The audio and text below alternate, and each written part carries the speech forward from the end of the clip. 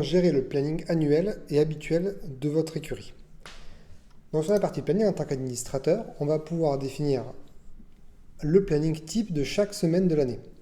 C'est-à-dire le planning qui revient toutes les semaines et qui est habituellement toujours le même. On va pouvoir ajouter un cours par exemple le samedi avec sa couleur. On va plutôt l'appeler Galop 2-3 avec comme objectif du cours initiation,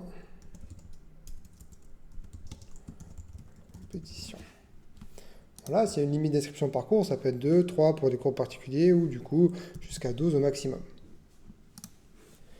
Si on veut décaler un petit peu ce cours, on n'a qu'à le glisser. Si on veut rallonger un peu ou réduire un peu la période du cours, on le glisse.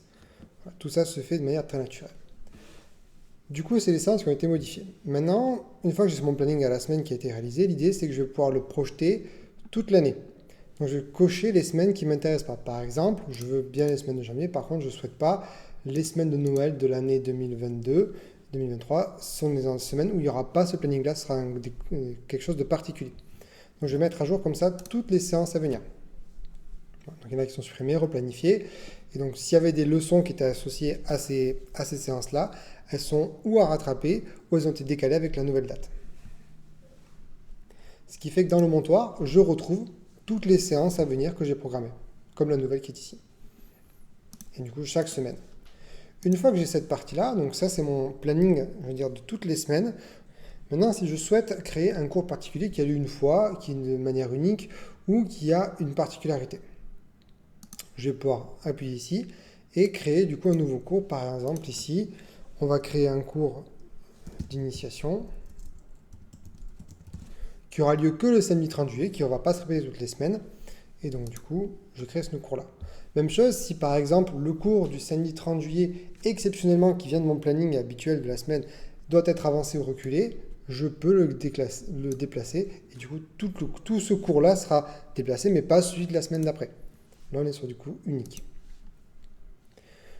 Une fois que j'ai créé mon cours, je vais pouvoir, donc sur ce cours particulier, je vais pouvoir autoriser ou pas les inscriptions, sélectionner une offre qui sera compatible avec ces cours-là, c'est-à-dire du coup avec lesquels les gens pourront s'inscrire et régulariser leurs séances avec ce cours-là. Par exemple, du coup, sur l'initiation, ça va être de la carte et du cours compétition. Limiter, pareil, les inscriptions comme sur le planning, donc on va se limiter à 8. Et du coup, créer mon montoir comme j'ai l'habitude de le faire.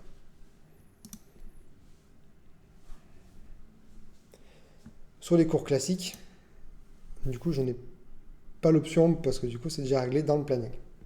Par contre, je peux bien entendu changer la date exceptionnellement d'un seul cours, de ce cours-là et pas de toute la semaine. Voilà, nous avons donc vu comment gérer le planning. La dernière option qu'il y a dans le planning, c'est le délai sur lequel les gens peuvent s'inscrire à un cours ou se désinscrire de manière autonome, en autonomie. C'est à partir de ce moment-là, le cours ne sera pas décompté sur leur carte, il sera à rattraper de manière automatique.